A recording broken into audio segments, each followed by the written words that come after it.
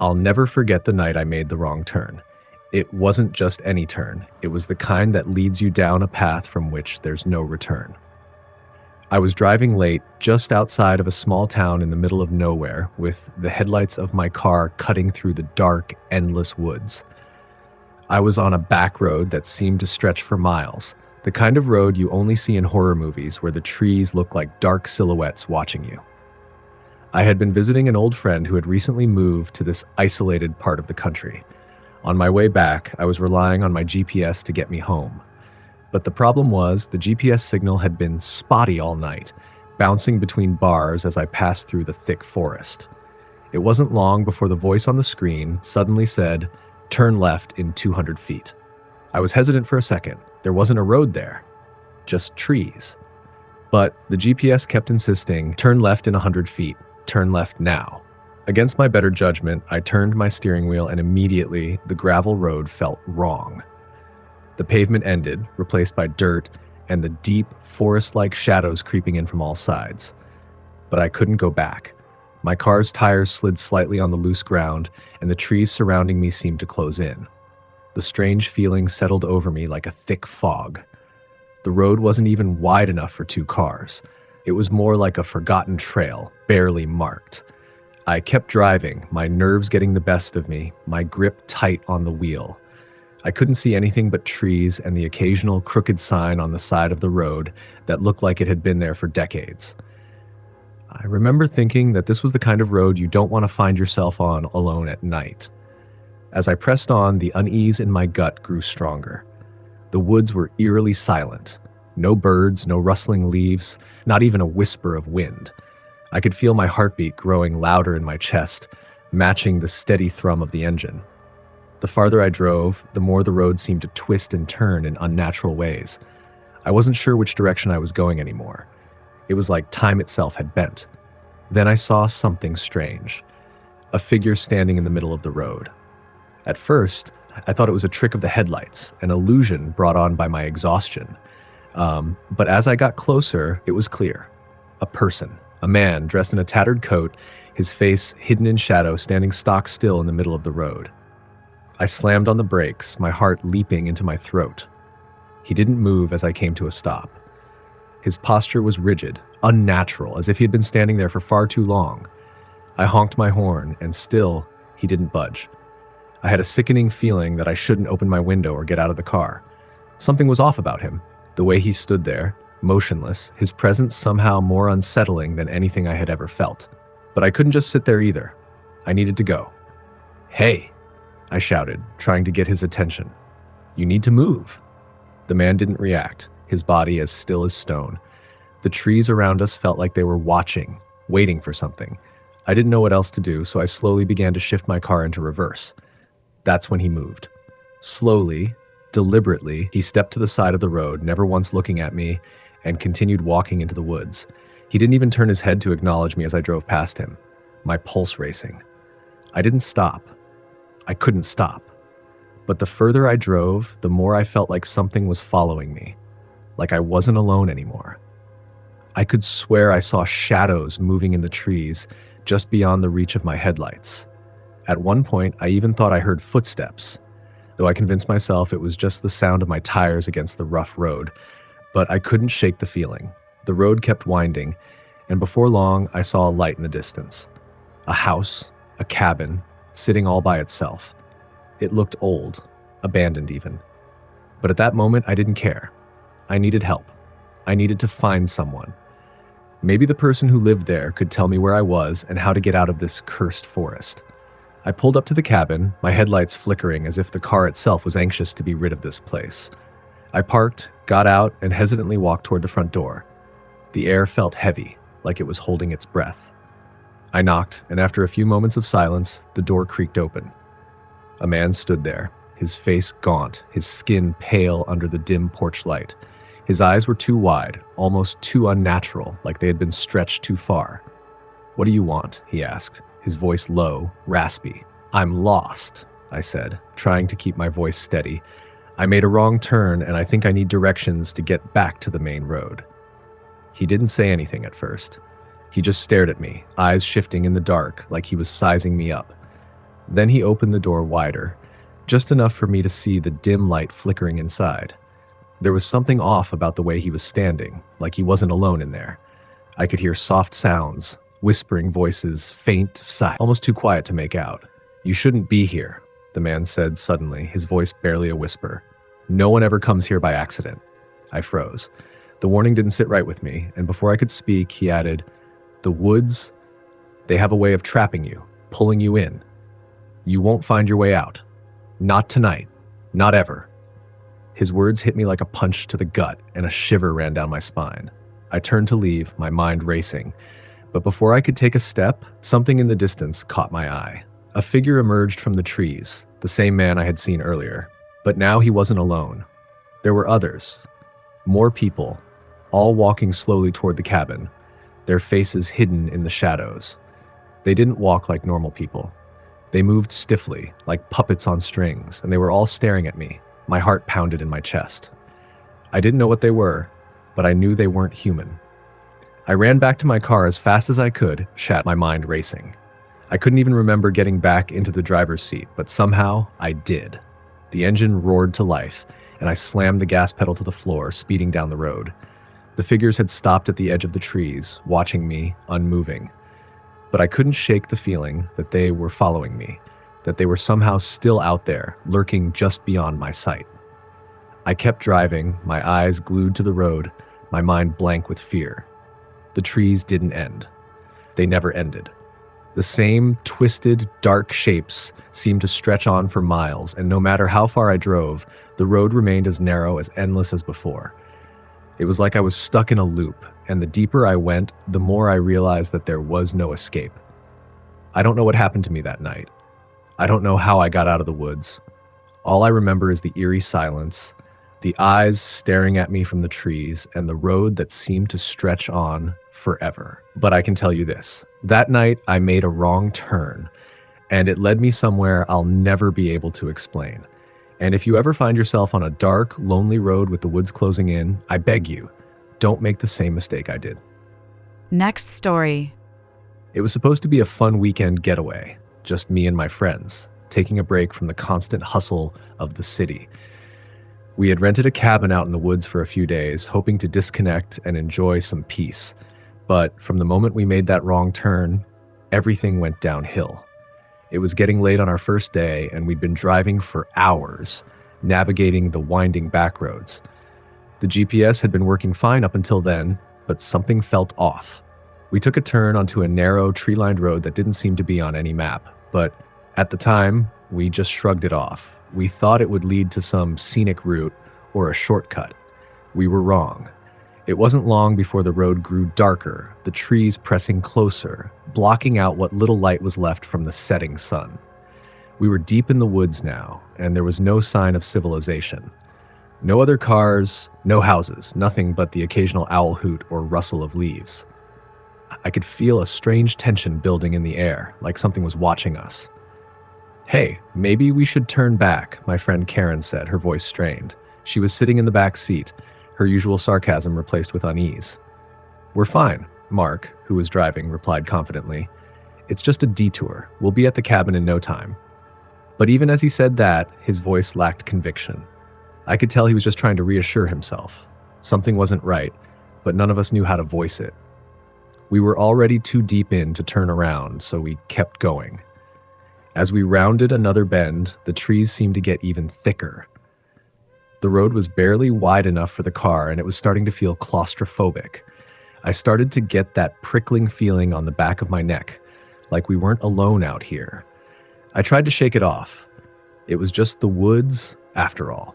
But the more I thought about it, the worse it felt. "Look, up ahead," Mark said suddenly. I turned my head and saw something that made my blood run cold. A shadowy figure standing on the side of the road, just past the trees. At first, I thought it was just a trick of the light, but as we got closer, it became clear.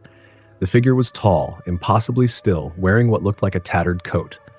Its face was obscured by a hood, but I could feel its eyes on us, piercing, like watching, waiting.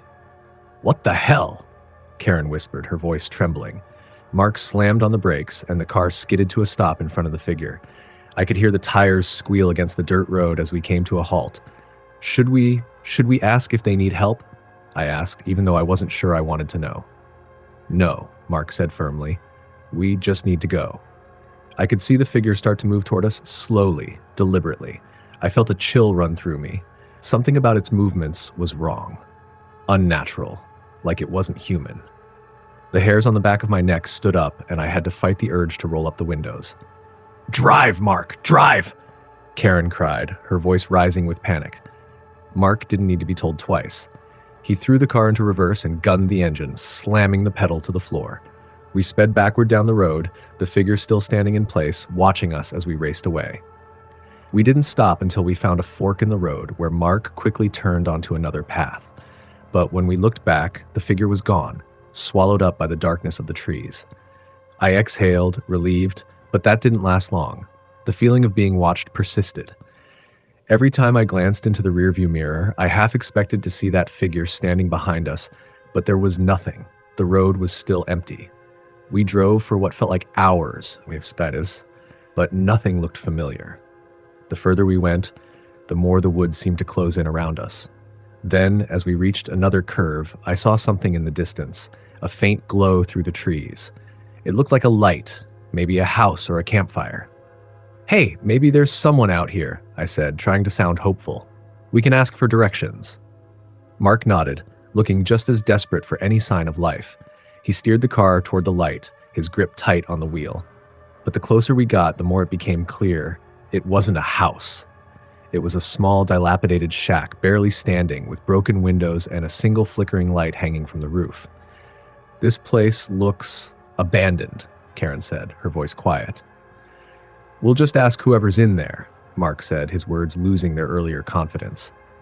We pulled up in front of the shack and Mark cut the engine. The light inside flickered again, casting an eerie glow over the surrounding trees. My skin crawled. "Stay in the car," I said, not knowing where the thought had come from. "Let's just get directions and leave."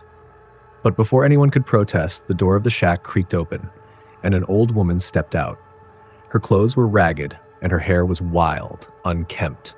She looked like she hadn't seen another person in years. Her eyes were wide, fixed on us with an unsettling intensity. "Well, what do we have here?" She rasped, her voice like dry leaves scratching against a stone. "Lost, are we?" Mark hesitated, glancing at the rest of us for reassurance. Yeah, we're trying to get to a cabin. We made a wrong turn and..." "You've gone too far," she interrupted, stepping closer to the car. "You're not welcome here, not anymore." My heart skipped a beat. I glanced at Karen, but she looked just as terrified as I felt. Mark, trying to play it cool, forced a smile. "We're just trying to get back on track," he said. "Can you help us out?"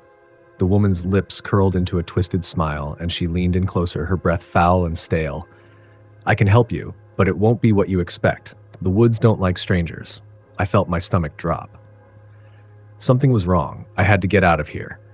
I couldn't explain it, but I knew we were in danger. Without thinking, I unlocked the car door and swung it open. "Let's go now." Before anyone could react, I jumped out and started running back the way we came. I could hear the others calling after me, but I didn't stop. The terror in my chest drove me forward, my legs pumping as fast as they could. I don't know how far I ran. It felt like hours, but every turn I took only led me deeper into the woods. The trees were closing in again, and I could hear footsteps behind me, crunching on the leaves. Then, I saw it. The figure. The same one from earlier, standing in the road just ahead of me. But this time it wasn't still. It was moving toward me, faster than a human should be able to. Its long, bony limbs stretched out, reaching for me. I turned and ran in the opposite direction, panic surging through me. I didn't stop. I couldn't. Finally, I stumbled upon the road again, the one I had driven down hours ago. The car was gone. The woods were silent. I screamed, but no one answered. I wandered through those woods until I collapsed, then exhausted, and the last thing I remember is the cold night air and the eyes of the figure staring back at me. The next morning, they found me, alone, disoriented, and with no memory of the night before. I never saw Mark, Karen, or anyone else from the cabin again. No one could explain what happened to them, but I know the truth. Sometimes the wrong turn you take isn't just a detour. Sometimes it leads you into something you can never escape. Next story. It was a normal Friday evening when I decided to head out for a short drive. Nothing out of the ordinary. A little detour, just to clear my head after a long week. I'd been feeling stressed lately, work piling up, life in general getting to me. So, when I saw the sign for a scenic route that I hadn't taken before, I thought it would be the perfect opportunity to escape the chaos for a while. The road started out like any other, winding through the countryside, rolling hills and farmlands on either side. It was peaceful, almost idyllic, but as I drove further, I noticed the landscape changing. The trees grew thicker, the fields started to fade, and the air grew strangely still. I glanced at my watch. It was about 8 p.m., but the darkness outside seemed to come too quickly, like it was swallowing the last remnants of daylight. I didn't think much of it at first. Maybe the season was changing. Maybe I was just tired. I kept my focus on the road, my headlights cutting through the growing shadows. That's when I saw the first sign. It was small, hand-painted, and hanging crookedly from a wooden post. It read, "Crossroad ahead. Take a left." Curious, I followed the instruction, even though the road I was on hadn't felt like it was leading to any kind of crossroad. But I trusted the sign. What was the worst that could happen? As I made the left turn, the road immediately started to narrow. The trees closed in even tighter, the branches arching above me, almost like a tunnel. It was odd, but not alarming. I pressed on, hoping to reach the next town, a little surprised that I hadn't seen any signs of life or other vehicles yet. Then, I came across another sign, this one a little more weathered.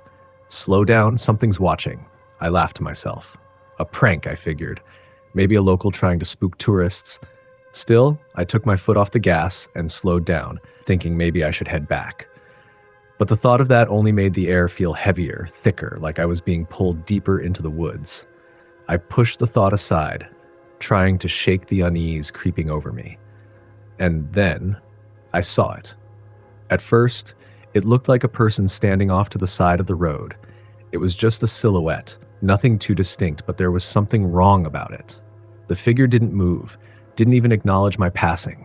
It stood there motionless, tall and thin, just outside the beam of my headlights. I wanted to look away, but my eyes kept being drawn back to it, as though the figure was forcing me to pay attention. My heartbeat quickened. There was something unsettling about the way it stood, its limbs unnaturally long. I sped up, not daring to look in the rearview mirror. The road began to bend sharply, twisting through the trees, and then, as if to punctuate my rising panic, I saw another sign up ahead. This one was large, ominous, and painted in dark red, "Do not continue." I pulled over, heart racing, my hands shaking as I stared at the sign. The woods were silent, and everything felt still in a way that was unnatural. My eyes darted between the sign and the trees beyond, expecting to see something moving, something watching. That's when I heard it. A voice. Soft at first, barely a whisper, coming from somewhere in the darkness, but getting louder as it called my name.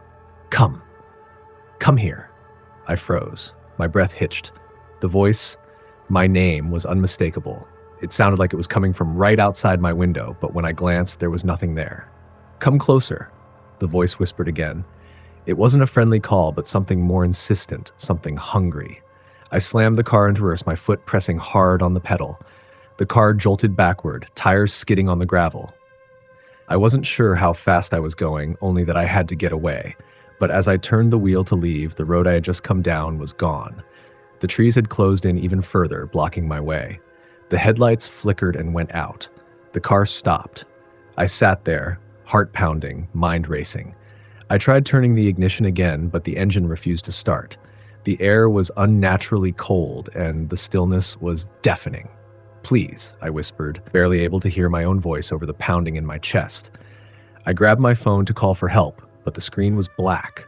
No signal. Nothing. I threw it aside in frustration and slammed my palms against the steering wheel, trying not to panic.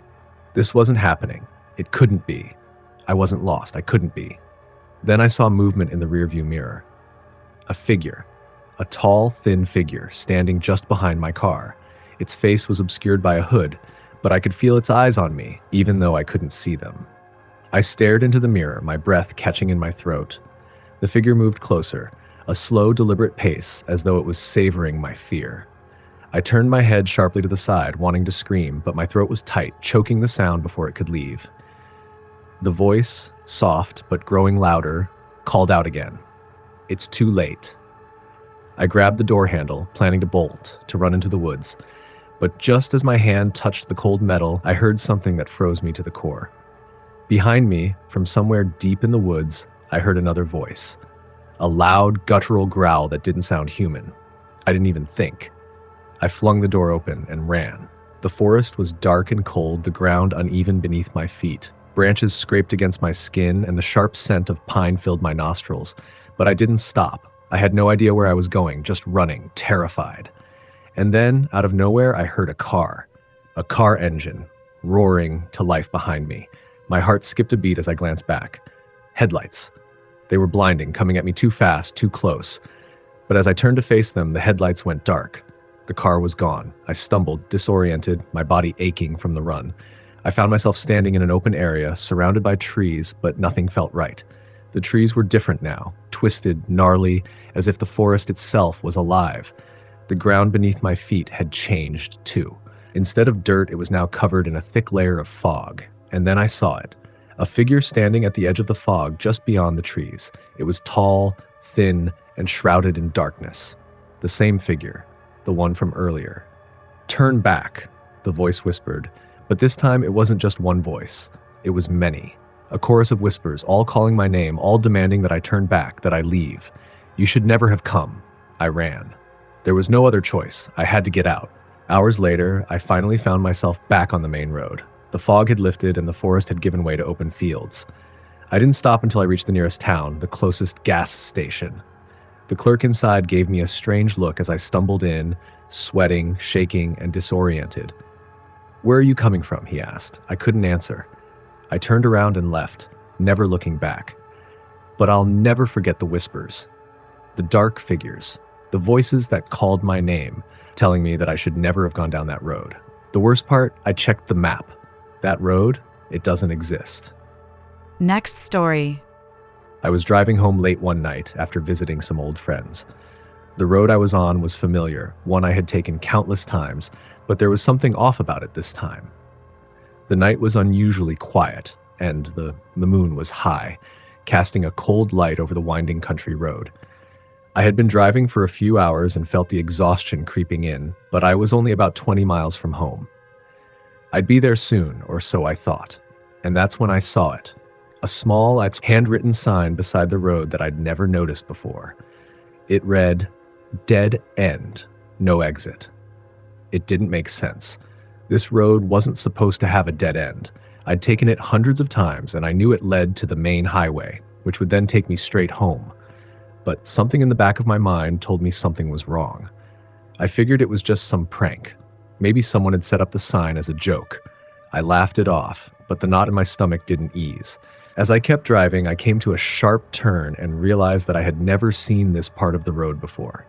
The trees grew thicker, more dense, their branches reaching over like twisted hands trying to pull me into the darkness. I slowed my car, trying to shake the growing unease in my gut. I thought about turning around, but I was too close to home to turn back now.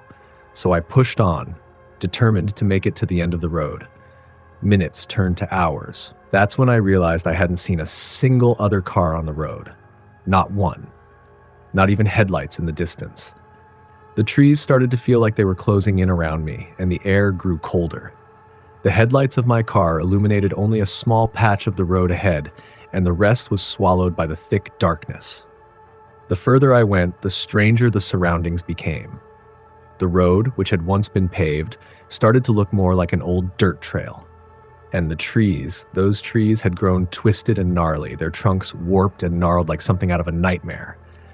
Suddenly, there was a noise behind me, a soft rustling sound. It was too quiet to be the wind, and I wasn't sure if I had heard it at all, but it made my heart race all the same.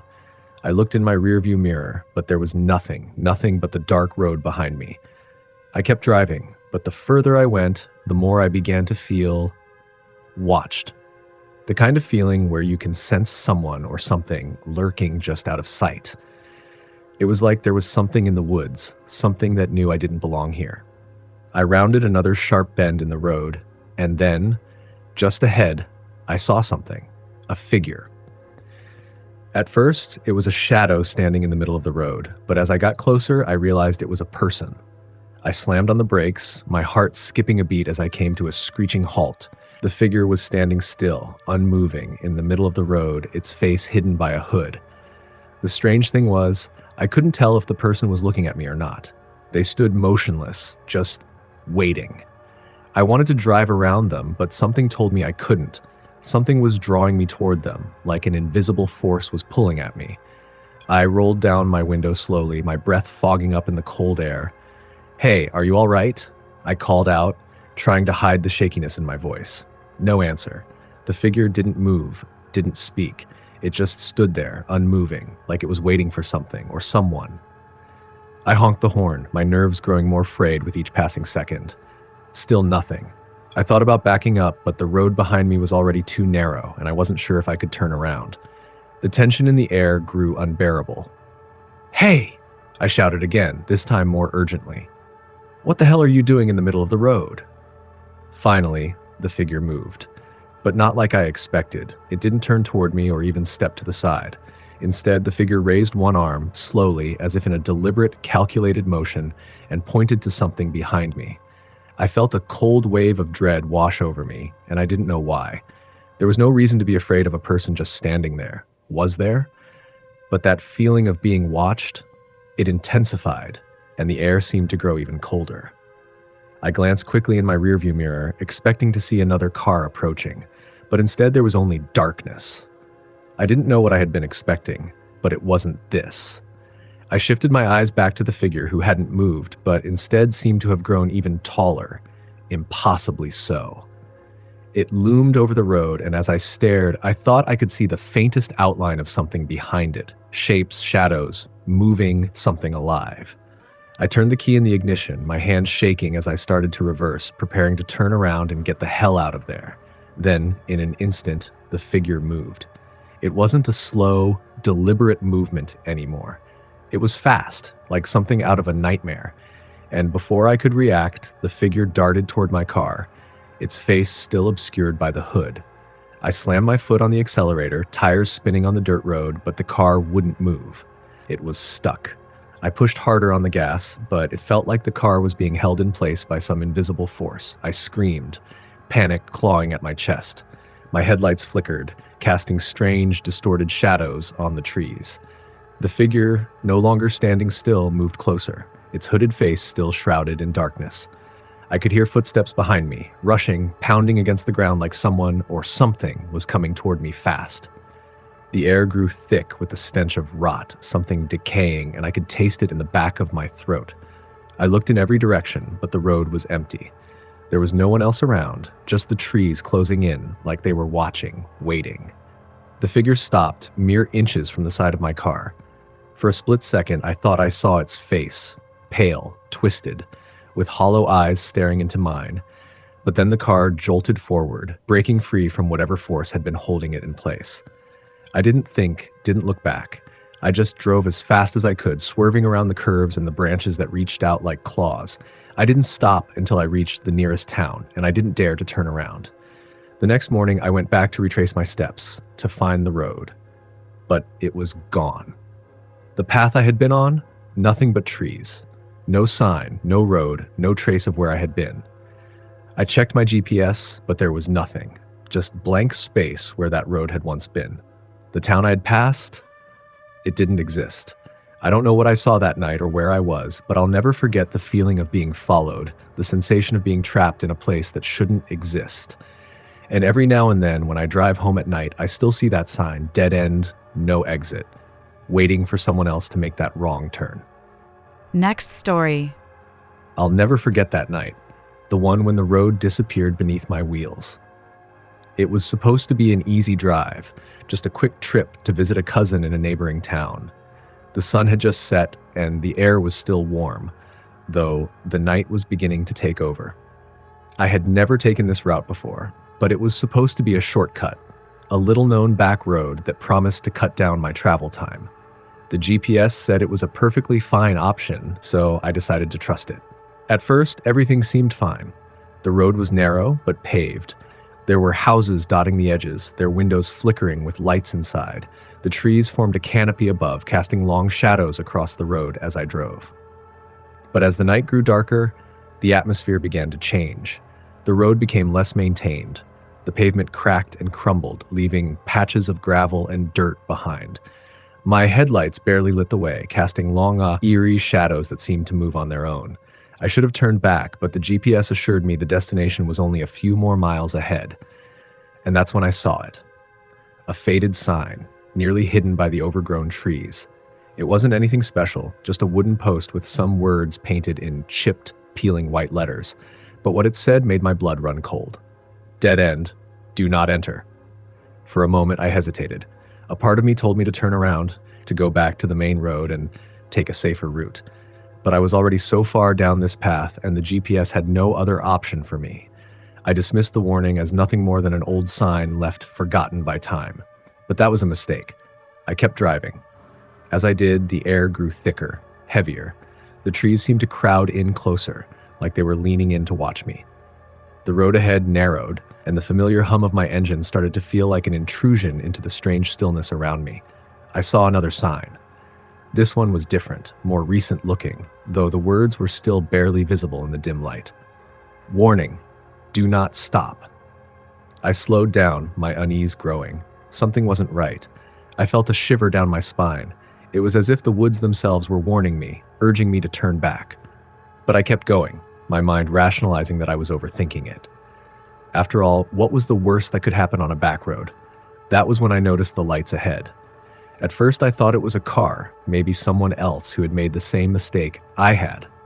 But as I got closer, I saw that it wasn't a car at all. It was a small shack, barely standing, with a flickering light in the window.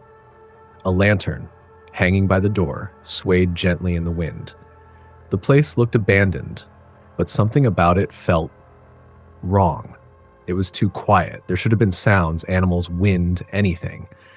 But there was nothing. I pulled over. Curiosity got the better of me, and I figured I'd at least see if anyone was home to ask for directions. Maybe I could get back to the main road. I stepped out of the car, the gravel crunching beneath my shoes. The air was colder now, like the night had wrapped its cold fingers around my bones.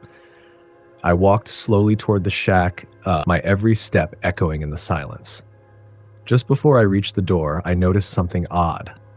There were footprints in the dirt, leading up to the shack and then stopping. Not fresh ones, these had been there for some time, their edges soft, as if they had been weathered by months of exposure to the elements. But they led to the door. A sense of dread washed over me. I felt like I wasn't supposed to be there.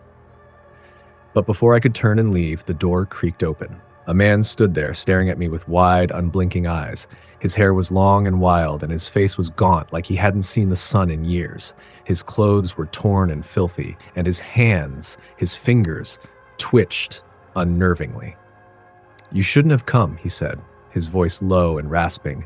"You shouldn't have driven this way. You never should have made the wrong turn." I felt the blood drain from my face as he stepped closer, his gaze never leaving mine. There was something unsettling about him, something too familiar yet alien at the same time. I didn't know if it was his eyes or the way he moved, but I felt a sense of danger crawling up my spine. "Get back in your car," he whispered, almost too softly for me to hear. I wanted to run.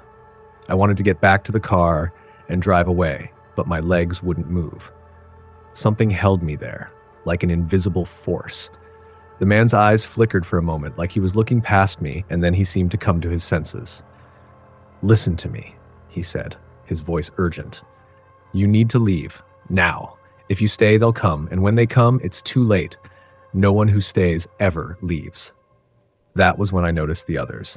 I don't know how I missed them before, but now they were there, shadows in the distance, standing still among the trees, watching.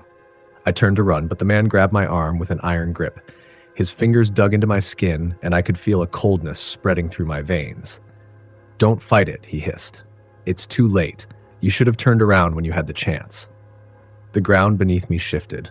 I looked down and saw the dirt rippling, as if something was moving just beneath the surface. The air grew thick, suffocating, and the faint whispers of voices filled my ears, voices that didn't belong to anyone I knew. Before I could scream, a shape emerged from the ground, like a figure made of dirt and shadows. It pulled itself up slowly, its face nothing but darkness, its hands long and twisted. The whispers grew louder. I yanked my arm free from the man's grasp and sprinted back to my car, my heart hammering in my chest. As I jumped into the driver's seat and slammed the door shut, the shadows reached out, clawing at the windows. I didn't dare look back. I floored the accelerator and sped down the road, the headlights illuminating the twisting path ahead. But no matter how fast I went, the road seemed to stretch on forever, like it was never going to end. The darkness around me felt alive, suffocating. I couldn't escape it. Eventually, after what felt like hours, the road widened. I found myself back on a main highway, the lights of the town just visible in the distance. I didn't stop until I was safely at my cousin's house, where I locked every door and every window. I never took that road again, but I can still hear the whispers sometimes in the back of my mind urging me to return. It wasn't just a wrong turn. It was a trap. Next story. It was supposed to be a simple drive through the country, nothing more than a quick weekend trip to clear my head. A few friends and I were on our way to a small town in the middle of nowhere, the kind of place that felt untouched by time. We'd been planning this for months, wanting to escape the chaos of city life for a few days of peace and quiet. But what we didn't expect was that this road trip would be the last time any of us would feel safe on the road again.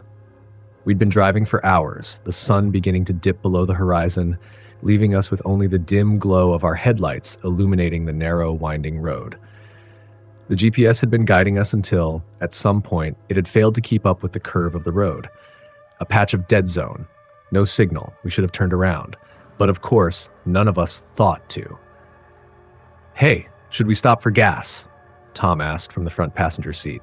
His voice was low, as if his nerves were beginning to settle in. He had been quiet for a while. "We've got enough. Just keep going," said Rachel, sitting next to me in the back seat.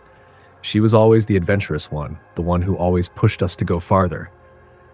"Yeah, we're fine," I added, though I couldn't shake off the unease in my gut. Something about this road, too empty, too still, felt off. As the minutes passed, the world around us seemed to grow darker and colder. The trees on either side of the road closed in, creating a canopy that blocked out most of the stars. The air in the car grew thick, and for a brief moment, I thought I saw something moving in the woods to the left of us. A figure. But when I blinked, it was gone. "Did you see that?" I asked Rachel, trying to ignore the shiver creeping up my spine. "See what?" she responded, her voice tinged with skepticism. "Never mind," I muttered, feeling foolish. Maybe it was just my imagination. It wasn't long before Tom slowed the car, peering at something up ahead. A faint light, flickering like an old lantern, swayed in the distance. The sight didn't feel like a sign of safety. It felt wrong. But Tom, ever the curious one, insisted we investigate. "Let's just check it out. Maybe it's a town or a rest stop," he suggested. Rachel was already pulling out her phone to try to get a signal. "If it's a place to stay, we could use the break. It's getting late." Against my better judgment, I agreed, and Tom turned the wheel to head down a dirt road that veered off the main highway. The glow from the light grew stronger as we got closer, and I couldn't shake the feeling that we were being drawn in, like moths to a flame. We reached the source of the light, a small cabin, barely standing, with a single light flickering in the window. There was no movement, no sign of life except for the dim glow. It looked abandoned, but the light suggested someone had been there recently. "Stay in the car," I said, instinctively locking the doors as Tom stepped out of the vehicle. "I'm just going to knock," he called back over his shoulder. Maybe someone's still awake. I watched him approach the cabin, the beam from his flashlight cutting through the darkness. It felt like forever before he came back, his face pale, his expression tight. "Guys," he said, his voice trembling. "There's no one there, but there's something weird." He seemed at a loss for words, but there was an unmistakable edge of fear in his voice. "What do you mean weird?" Rachel asked, sounding concerned. "There's a bunch of stuff piled in the corner. Furniture, clothes, food. It looks like someone's been living there, but the place is falling apart. It's like someone tried to leave in a hurry." We all sat in silence for a moment, the air in the car thickening with unease. Something wasn't right. I could feel it in my chest, a tightness that made it hard to breathe. But Tom wasn't finished. Oh, and when I was leaving the cabin, I saw something on the floor, he continued, his voice dropping lower. It looked like footprints, but they weren't human. I felt my stomach twist into knots. What kind of footprints? Too big, and they were wet, like something had been walking around in the rain, but the ground's dry, really dry. Tom paused for a long time before continuing. I think we should go. Before anyone could respond, the sound of a car engine broke through the tension. A black SUV appeared on the road behind us, its headlights blinding in the rearview mirror. The hairs on the back of my neck stood up. Who's that? Rachel asked, a nervous tremor in her voice. I don't know, but I don't like it, I muttered. We need to leave. Tom didn't need any more encouragement. He jumped back into the driver's seat and we sped off. The black SUV following us, its headlights glaring in the rearview mirror. We made a sharp turn onto the main road, but the SUV stayed right behind us, tailing us too closely for comfort. Just get us out of here, Tom, Rachel cried. Tom floored the accelerator, but no matter how fast we drove, the SUV stayed right there, never falling back.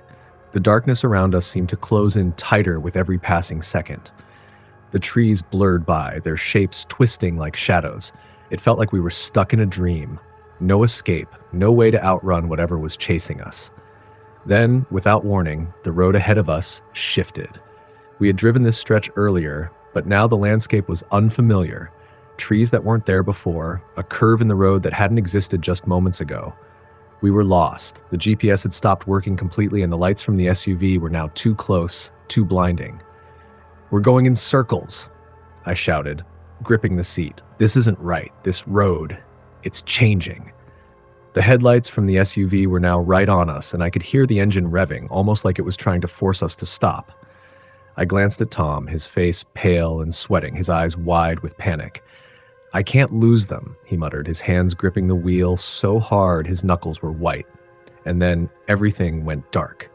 The car's engine cut out, and we coasted to a stop, the sound of the SUV still behind us, but no longer moving. We sat there, frozen, for what felt like an eternity. I can't see anything, Rachel said, her voice shaking.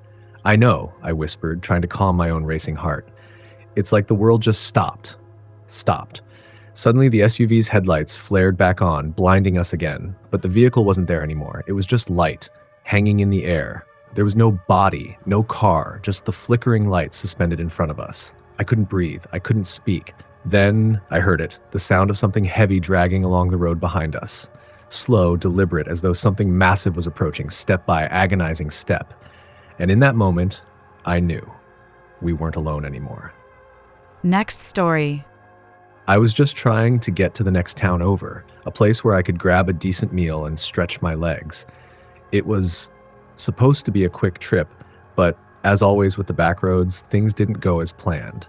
I had been driving for hours, the sun dipping below the horizon and leaving me in complete darkness. The only light came from the headlights cutting through the misty air and the occasional flicker of a distant street lamp. I had already passed 2 small towns, and the GPS had me on a back road I'd never seen before. At first, I thought it was a shortcut, but as time dragged on, it felt more like a mistake. The road narrowed, and the woods on either side of me grew denser. I could barely see anything but trees and the endless curve of the road ahead. I didn't think much of it at first. After all, it was a rural area, and things like this happened. But something started to feel off. The road got even quieter. The kind of quiet where you can hear your own heartbeat. The air in the car grew heavier, and the stillness outside seemed unnatural. It was like the world had swallowed the noise, and all that remained was the hum of my car engine and the occasional snap of a twig from the woods. I looked at my GPS again. It told me to keep going straight, but I didn't see any signs ahead. The trees seemed to crowd the road more and more, making me feel claustrophobic. When I glanced in the rearview mirror, I saw nothing but darkness. It was like I was the only person on Earth. But then, something caught my eye. A flicker of movement, like a shadow crossing the road ahead. I braked instinctively, the tires screeching slightly, my heart racing. I waited for a few seconds, trying to tell myself it was nothing, just an animal, a deer maybe. But then I saw it again. Something was moving in the woods just to my left. I wasn't sure what it was, but it wasn't a deer. It was Too fast, too deliberate. Something human. It was a figure, tall and dark, moving quickly between the trees as if it knew exactly where it was going. My breath hitched in my throat. I told myself I was overreacting, but my mind kept racing. I couldn't shake the feeling that I was being watched. That figure wasn't normal, not in the way it moved. I drove on, but I couldn't stop looking back at the trees, wondering if it was still there, wondering if something was following me. The road began to curve again, the sharp turns forcing me to slow down. That's when I saw the sign. It was old, rusty, and barely visible in the dim light of my headlights, but it was there, right by the side of the road. The sign read, "Do not enter, dead end." I slowed the car, considering my options. Dead end? I hadn't seen anything that looked like a dead end. The road had kept going, but then again, I wasn't familiar with this area. I should have turned back, but I didn't. I had already come too far, so I decided to ignore the sign and keep driving. As I turned the corner, I noticed something strange. There were no more trees. The road opened up into a small clearing, and in the distance, I saw a house. It was an old farmhouse, the kind you only find in the middle of nowhere. It had a porch light on, but the house itself looked abandoned, its windows dark and cracked. My gut told me to turn around. I wasn't supposed to be here. This place didn't feel right. But before I could put the car in reverse, I saw something moving in the window of the house. A figure, a woman. She was standing in front of the window, staring out at me. Her face was pale, her eyes wide and unblinking. I felt my pulse spike, the hairs on the back of my neck standing up. There was something wrong about her, something unnatural. The feeling of being watched grew stronger, as though everything in the woods had turned its focus on me. Before I could even make a decision, the front door of the house creaked open, and the woman stepped outside. She didn't walk. She glided toward my car, her movements unnervingly smooth, like she wasn't fully connected to the earth. She didn't speak, but her gaze never left mine. And the longer she stared, the more I felt trapped. I couldn't move. I couldn't look away. I couldn't explain it, but I had this overwhelming sense that I needed to get out of there. Now. I hit the gas, speeding away without even thinking. But the road didn't lead me back the way I came. The turns seemed to stretch out of sight, each one longer than the last. I tried to turn around, but the road didn't loop back. It only spiraled further into the woods, like it was pushing me deeper. And then the lights on my dashboard flickered, and my car stalled. Panic surged through me as I turned the key over and over, but the engine wouldn't start. I was stranded. The sounds of the woods were suffocating. The trees around me creaked, and the silence was broken only by my own ragged breathing. I had no signal on my phone. There was nothing I could do but wait. My mind raced with thoughts of the woman, the figure in the window, and the feeling of being hunted. But there was no one here. Nothing I could see. I was alone, right? Then I heard it, a soft tapping on my window. I froze, my heart slamming against my chest. I didn't want to look, but I had no choice. I slowly turned my head, my eyes locking on the reflection in the window. And there, standing just behind my car, was the woman. Her face was so close to the glass, her features warped and twisted by the dim reflection. Her mouth was open, a grotesque, wide grin stretching across her face. But she wasn't smiling at me. She was smiling behind me. I turned around, and that's when I saw it. The woods had changed. The trees were no longer just dark shapes. They were filled with figures, tall, thin people standing motionless, watching me. Their faces were pale and empty, their eyes hollow. They were all staring at me. I don't know how long I sat there, my heart racing in terror, but it felt like hours. Finally, the woman spoke, her voice like a cold whisper against the glass. "You shouldn't have come here." And just like that, they were gone. I don't know how I managed to get my car started again, but somehow I did. I didn't look back as I sped away, the engine roaring in the silence. I never took that road again. In fact, I never told anyone about what happened.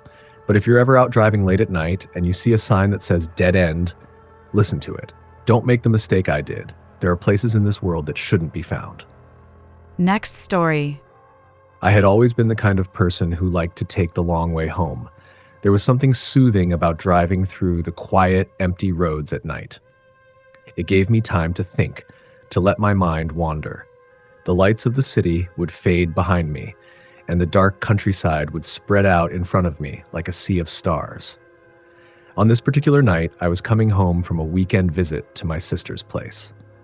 It was late, almost 1 a.m., and I had just turned onto a road I didn't recognize. It wasn't unusual, really. There were so many back roads, side streets, and shortcuts in that part of the state, and sometimes I would take a turn just to see where it went. I liked the thrill of discovering new places, even if they weren't on any map. The road began to wind up a small hill, and I could feel the temperature dropping. My headlights bounced off the fog rolling in from the fields on either side. It was thick, white, almost like a blanket that covered everything in its path. I had to slow down, unsure of what might be hidden just beyond the beam of my headlights. I drove for another few miles, but the road didn't seem to end. It was just this winding, empty stretch of asphalt. There were no houses, no signs, nothing to give me a clue where I was. Then I saw something in the distance. It was a figure standing by the side of the road, barely visible through the fog. At first, I thought it was just a tree, a trick of the light, but the closer I got, the more I realized it was a person. I slowed down, my heart rate picking up. Something about the person standing there, completely still, was unsettling. The figure didn't move, didn't react as I passed by, but something in me, something primal, told me to stop. I pulled over, the car engine cutting off with a soft hum as I sat there, staring at the figure. It was a woman. Her silhouette was faint, but I could make out the long dress she was wearing, something old-fashioned. Her hair hung loose around her shoulders, and she was looking straight ahead, not at me. I don't know why, but I opened my door. "Are you all right?" I called out, my voice breaking the eerie silence. There was no response, no acknowledgement, just the stillness of the night, thick and oppressive. I stepped out of the car, hesitant. The fog was heavier now, and I could barely see more than a few feet ahead. But something pushed me forward, some invisible force urging me to go closer. The woman was standing there, unmoving. As I approached, I called out again. "Ma'am, do you need help?" But the woman didn't turn. She didn't move at all. I was only a few feet away now. I could feel the cold creeping through the fabric of my jacket, biting into my skin. I reached out, unsure why, but I needed to know. I needed to make sure she was real. As my hand brushed against her shoulder, she spun around, her head jerking to face me in one quick, violent motion. Her eyes were empty, black pits, void of any emotion. Her mouth opened wide, too wide, as if it had been stretched beyond what should have been possible. "Leave," she whispered, her voice like a rasping wind. "You shouldn't have come." I stumbled back, heart racing. But before I could turn and run, I heard something in the distance. A noise, faint at first, like a distant hum. It grew louder, closer. My breath caught in my throat as the fog seemed to swirl around the woman, almost as if it was alive, moving of its own accord. I looked back at her, but now she was gone. In her place, standing just beyond where she had been, was a dark shape. A figure, not human, its form shifting like smoke in the fog. It was tall, its features too blurred to make out, but the feeling it gave me was enough. It was wrong. I ran. I didn't think, didn't look back. My feet pounded the asphalt as I sprinted to my car, my mind flooded with terror. I jumped in, slammed the door, and started the engine with shaking hands. The car roared to life, and I sped off, my eyes fixed on the road ahead, not daring to glance at the rearview mirror. The hum in the air was still there, though. It was all around me now growing louder with each mile I drove. It wasn't until I reached the main road again, the lights of the nearby town gleaming in the distance, that I realized the noise had stopped. I parked in front of the gas station in town, my hands still trembling. My breath came in ragged gasps, and my mind raced to process what had happened. It didn't make sense. That woman, and whatever that thing was, none of it made sense. I had to be imagining things. I tried to convince myself it was just a bad dream, some trick of the fog or my tired mind playing games, but the more I tried to rationalize it, the more I realized there was one thing I couldn't explain. The woman's warning. Leave. I went inside the gas station, trying to calm myself. The clerk behind the counter greeted me with a nod, but his eyes narrowed when he saw how pale I was. "You look like you've seen a ghost," he said, half joking. I forced a smile, trying to shake off the lingering dread that had settled deep in my bones. "I think I may have," I replied, trying to sound more lighthearted than I felt. The clerk chuckled. Don't worry, you're not the first to mention that road. Some people around here say it's haunted, that it's been the site of disappearances for years. My stomach dropped. Disappearances? He nodded. Yeah. They say you can't drive down that road at night. If you do, you might not come back. You'll get stuck in the fog, and when you see her, the woman, it's too late. You're already trapped. My heart began to race again. The memory of the woman, the warning, everything came rushing back to me. Did anyone ever come back? I asked, my voice barely a whisper. The clerk's face darkened. Some do, but they're never the same. They're different. I didn't need to hear more. I paid for my gas, got back into the car, and drove away, the town fading behind me. But even now, I can't shake the feeling that the woman's warning was real. Every time I pass that road now, I feel the pull, the sense of something out there waiting for me. And I wonder if it's not a matter of if I'll see her again, but when. Next story. I was just looking for a quiet weekend getaway, something to clear my head. The stress of work and city life had been too much, and I needed a break. So when I found a cabin for rent, tucked deep in the woods, I thought it would be the perfect retreat. I didn't realize how wrong I was. I should have known something was off when the GPS on my phone kept losing signal as I drove deeper into the woods. At first, I thought it was just poor reception, but as I passed mile after mile of trees and winding roads, I felt an uneasy knot form in my stomach. I took a wrong turn. I couldn't even remember how it happened. One minute, I was cruising along, enjoying the scenery, and the next, I found myself on a dirt path so narrow, the branches of trees scraped against the side of my car.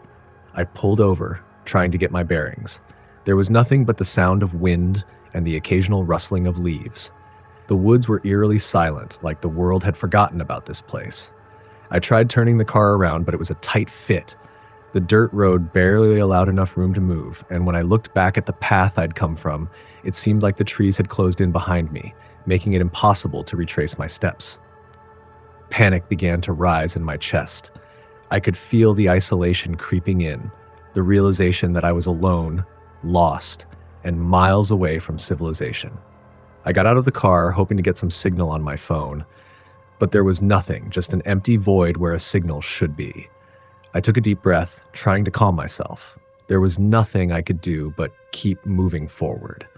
So I decided to follow the path, hoping it would lead me to a road or some kind of landmark. But as I walked, the woods seemed to stretch on forever, the trees growing thicker and the path becoming more overgrown. It was as if time itself was bending in this place. After what felt like hours of walking, I finally saw something ahead. Light.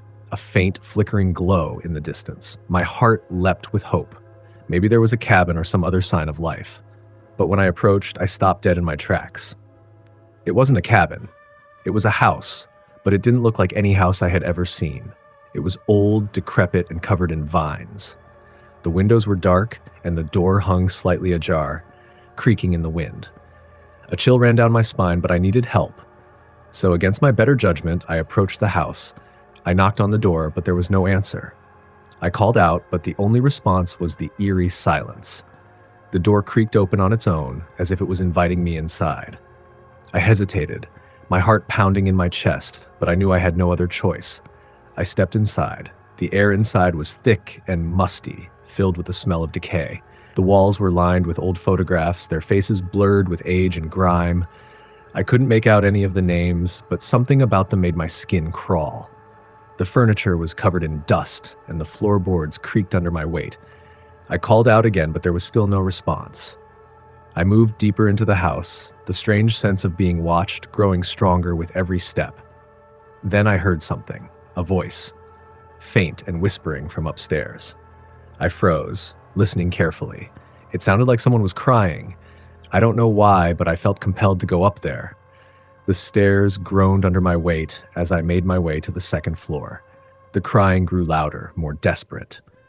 When I reached the top of the stairs, I saw the door at the end of the hallway was slightly open. I hesitated, but then the door slammed open on its own, revealing a room bathed in dim light. Inside, there was an old rocking chair, creaking back and forth as if someone was sitting in it. But there was no one there, and that's when I saw it. In the corner of the room, a figure stood. It was tall, thin, with ragged clothes and long, unkempt hair. Its face was pale, almost white, and its eyes were wide open, unnaturally so. It didn't blink. It just stared at me, and the room grew colder the longer I looked. I wanted to scream, but my voice caught in my throat. My body wouldn't move, frozen in fear. And then it spoke. "Why are you here?" I couldn't answer. I didn't even know why I had come, or how I had gotten so far from the main road. But before I could even process what was happening, the figure took a slow, deliberate step forward. I backed away, but my foot caught on the floorboard, sending me stumbling backwards.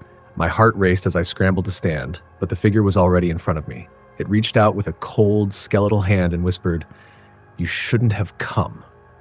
The room seemed to close in around me. The walls were pressing in, and I could barely breathe.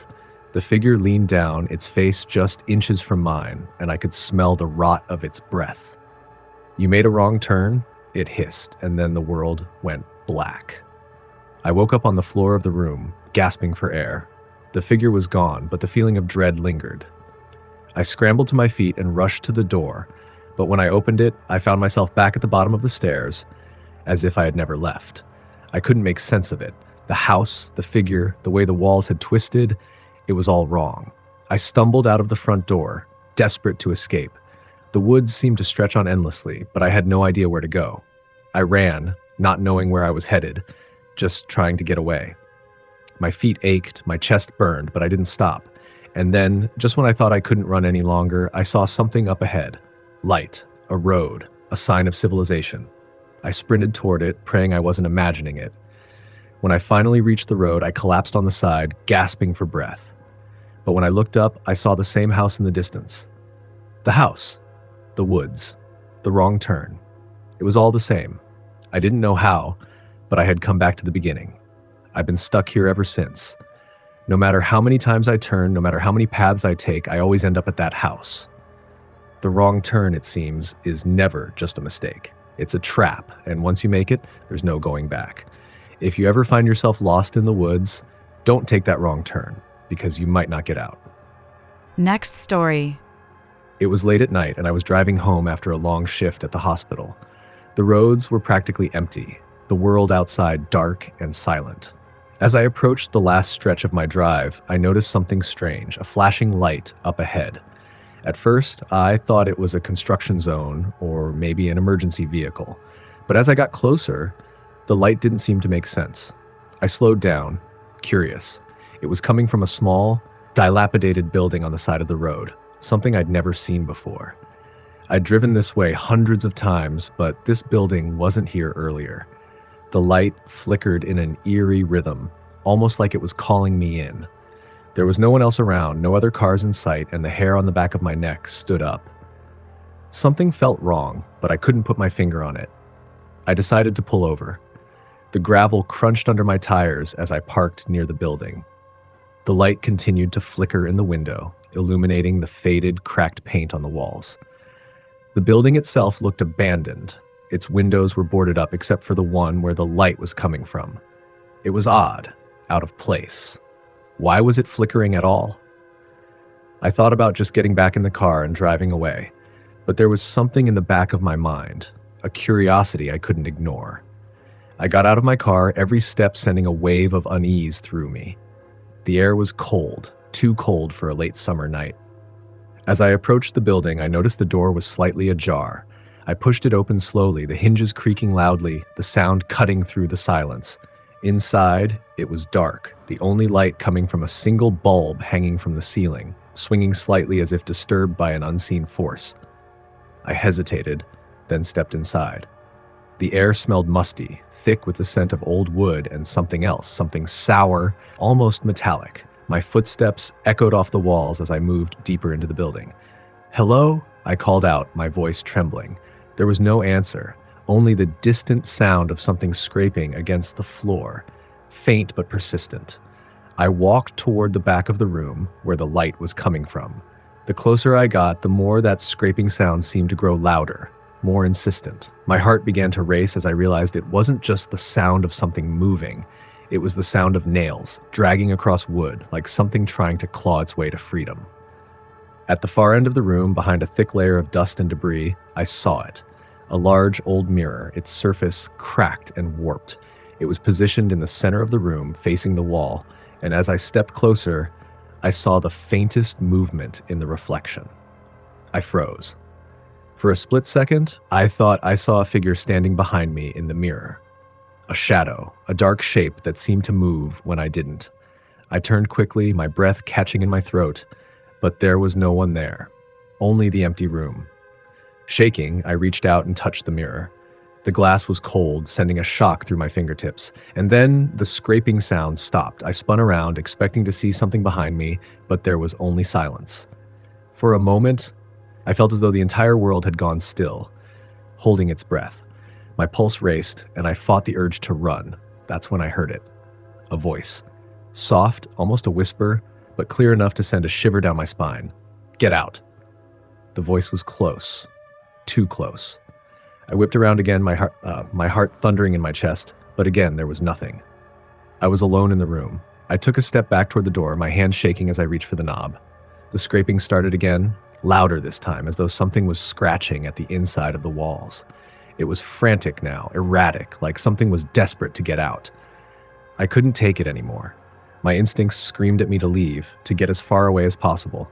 But just as I was about to turn and run, I saw something in the mirror. It wasn't a shadow, it wasn't a figure, it was me. But it wasn't me. Not exactly.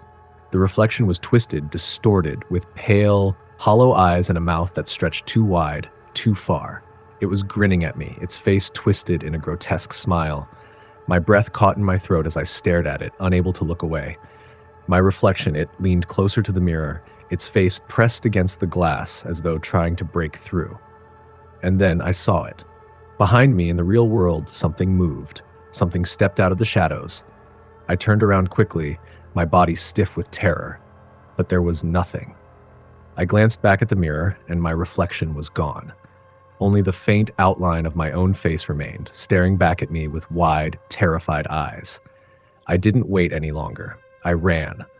My legs carried me as fast as they could, and I burst through the door into the cold night air.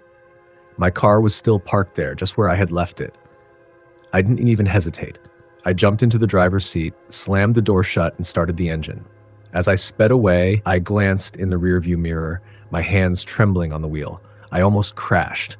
The road behind me was empty, dark, but in the reflection of the mirror, I saw something else. Something standing in the distance, watching. The same twisted figure from the mirror. It was far off, but I could see its eyes, pale and lifeless, staring at me through the glass. I couldn't tell if it was real or just a trick of my mind. I didn't care. I drove faster, faster than I ever had before, until the building, the mirror, was nothing but a distant memory. But I know now that I'll never be able to forget what I saw that night. The mirror, the voice, the reflection. Something was there, something that shouldn't have been. And I fear that it's not over. Sometimes when I look into a mirror, I feel it. That same cold presence. I can feel it watching, waiting for the right moment. And I wonder, will I see it again?